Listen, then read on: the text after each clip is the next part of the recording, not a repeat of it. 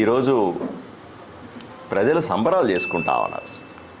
నేను ఓ ఊరిలోకి వచ్చానని తెలిసిన విషయం తెలియంగానే 5,000 మంది నన్ను చూడడానికి వచ్చినారు.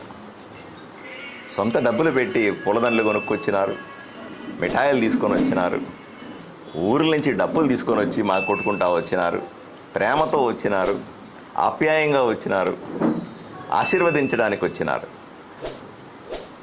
వీళ్ళందరి రుణం తీర్చుకోవాల్సిన అవసరం ఉంది. నాకు ఇచ్చిన 28 రోజుల సమయం, నాకు టికెట్ ఇచ్చి 28 రోజులు మాత్రమే సమయం ఇచ్చారు ఎన్నికల్లో పోటీ చేయడానికి. 28 రోజుల్లో మేము ఇచ్చిన పిలుపును అందుకొని ప్రజలు మమ్మల్ని ఆశీర్వదించినారు.